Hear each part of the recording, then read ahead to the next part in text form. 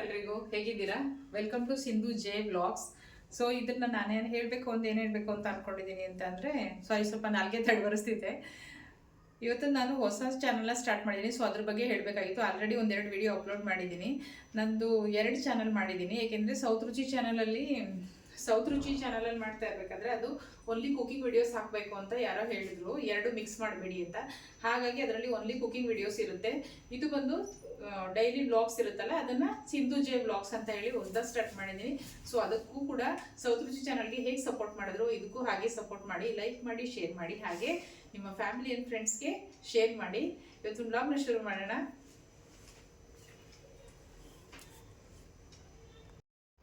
ಇವತ್ತಿನ ತಿಂಡಿ ಬಂದು ಚಿಕನ್ ಬಿರಿಯಾನಿ ಮಾಡೋಣ ಅಂಥೇಳಿ, ಮಧ್ಯಾಹ್ನಕ್ಕೆ ಬೆಳಿಗ್ಗೆ 2ಕ್ಕೂ ಆಗುತ್ತೆ ಅಂಥೇಳಿ ಮಾಡ್ತಾಯಿದ್ದೀನಿ. ಇದು ಫುಲ್ ರೆಸಿಪಿ ನಿಮಗೆ ಬೇಕು ಅಂತಂದರೆ ಸೌತ್ ರುಚಿ ಚಾನಲಲ್ಲಿ ಅಪ್ಲೋಡ್ ಮಾಡಿದ್ದೀನಿ.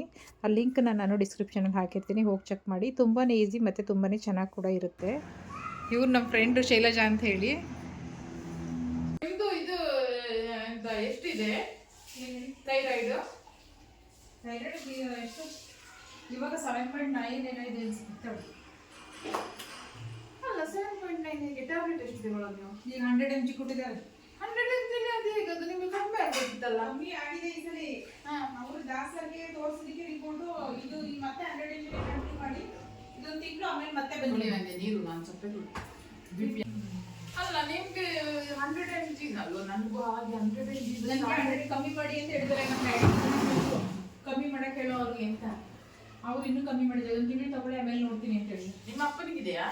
ನಮ್ಮ ತಂದೆಗಿಲ್ಲ, ನಮ್ಮ ಅಮ್ಮಗಿದೆ. ಓ, ನಮ್ಮದು ಅದೇನೆ, ಅಮ್ಮನಿಗಿದೆ. ನನ್ನ ಫ್ರೆಂಡ್ ಕೂಡ ಹಾಸ್ಪಿಟ್ಲಿಗೆ ಬಂದಿದ್ದರು.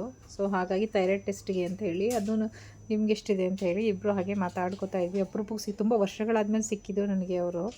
ನಾವು ಬೆಂಗಳೂರಿಂದ ಹೈದ್ರಾಬಾದ್ಗೆ ಕೊಟ್ಟಿದ್ವಿ, ಮತ್ತು ಸಿಕ್ಕಿರಲಿಲ್ಲ. ಈ ಸಲ ವಾಪಸ್ ಬಂದಮೇಲೆ ಸಿಕ್ಕಿದ್ದು ಶೈಲಜಾ ಅಂತ ಹೇಳಿ. ಅವರು ಹೊರಗಡೆ ಇದ್ದಾರೆ ಇವಾಗ, ನಮ್ಮ ಕ್ಯಾಂಪಸ್ಸಲ್ಲಿ ಇಲ್ಲ. ಸೊ ಅಪರೂಪಕ್ಕೆ ಬಂದಾಗ ಒಂದ್ಸಲ ಸಿಕ್ಕಿದಾಗ ಎಷ್ಟು ಖುಷಿಯಾಗುತ್ತೆ. ಎಷ್ಟೋ ವರ್ಷಗಳಾಗೋಗಿತ್ತು ಅವ್ರನ್ನ ನೋಡಿ.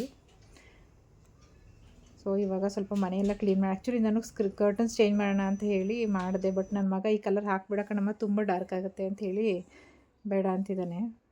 ಇವಾಗ ಇದು ಮಧ್ಯಾಹ್ನದ ಊಟಕ್ಕೆ ಮಾವಿನಕಾಯಿ ಸಾಸಿವೆ ಅಂತ ಹೇಳಿ ನಾನು ಇದು ಒಂದು 2ನೇ ಸಲ ಮಾಡ್ತಿರೋದು. ತುಂಬಾ ಚೆನ್ನಾಗಿ ಬಂದಿದೆ. ನಾನು ಇದನ್ನು ಒಂದು ಫಂಕ್ಷನಲ್ಲಿ ಟೇಸ್ಟ್ ಮಾಡಿದ್ದೆ, ಬಹಳ ಚೆನ್ನಾಗಿತ್ತು. ಹಾಗಾಗಿ ನಾನು ಇದನ್ನು 2ನೇ ಸಲ ಮಾಡ್ತಾಯಿದ್ದೀನಿ. ತುಂಬಾ ಚೆನ್ನಾಗಿರುತ್ತೆ. ನೀವು ಒಂದು ಸಲ ಟ್ರೈ ಮಾಡಿ. ತುಂಬ ಈಸಿ ಕೂಡ, ಬೇಗ ಆಗೋಗುತ್ತೆ. ಈ ಥರ ಚಿಕ್ಕ ಚಿಕ್ಕ ಮಾವಿನ ಹಣ್ಣಿದ್ರೆ ಮಾಡ್ಕೊಬೋದು. ಹಾಗೆ ತಿನ್ನೋದಕ್ಕೆ ಮಾಡಿಕೊಂಡು ಬಹಳ ಅಂದರೆ ಬಹಳ ಚೆನ್ನಾಗಿರುತ್ತೆ. ಉಪ್ಪು, ಹುಳಿ, ಖಾರ, ಸಿಹಿ ಎಲ್ಲ. ಇದು ಫುಲ್ ರೆಸಿಪಿ ನಿಮಗೆ ಬೇಕು ಅಂತಂದರೆ ನಾನು ಸೌತ್ ರುಚಿ ಚಾನಲಲ್ಲಿ ವಿಡಿಯೋ ಅಪ್ಲೋಡ್ ಮಾಡಿದ್ದೀನಿ ಆಲ್ರೆಡಿ. ಲಿಂಕ್ನ ಡಿಸ್ಕ್ರಿಪ್ಷನಲ್ಲಿ ಹಾಕಿರ್ತೀನಿ, ಹೋಗಿ ಚೆಕ್ ಮಾಡಿ.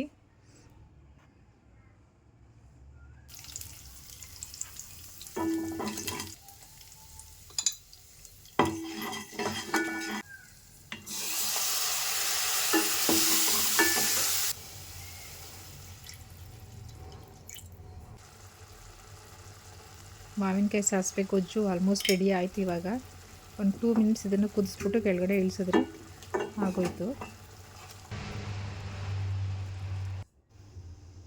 ಮತ್ತು ಊಟಕ್ಕೆ ಚಿಕನ್ ಬಿರಿಯಾನಿ ಬಹಳ ಚೆನ್ನಾಗಿದೆ. ಊಟ ಎಲ್ಲ ಮುಗಿಸಿ ನಾನು ಮತ್ತು ನನ್ನ ಮಗ ಇಬ್ಬರೂ ಹೊರಗಡೆ ಬಂದಿದ್ವಿ. ಸ್ವಲ್ಪ ಹೊರಗಡೆ ಕೆಲಸ ಇತ್ತು ಅಂಥೇಳಿ. ಹಾಗೆ ಮೋಮೋಸ್ ತಿಂತಾಯಿದ್ದೆ, ಅವನಿನ್ನೂ ಜ್ಯೂಸ್ ಕುಡಿತಾ ಇದ್ದ. ಎಲ್ಲ ಮುಗಿಸ್ಕೊಂಡು ಸಂಜೆ ಮನೆಗೆ ಬಂದ್ವಿ. ಅಲೆಕ್ಸಾ ಇಲ್ಲಿ ಪ್ಯಾಂಪ್ರಿಂಗ್ ಮಾಡಿಸ್ಕೊಡ್ತಾ ಇದ್ದಾಳೆ. ನೋಡ್ಬೋದು ಎಷ್ಟು ಮಜಾ ಅವಳಿಗೆ ಅಂತ. ಸೊ ಇದಾಗಿತ್ತು ಇವತ್ತಿನ ವ್ಲಾಗ್. Thanks for watching. ಇಷ್ಟ ಆದರೆ ಲೈಕ್ ಮಾಡಿ.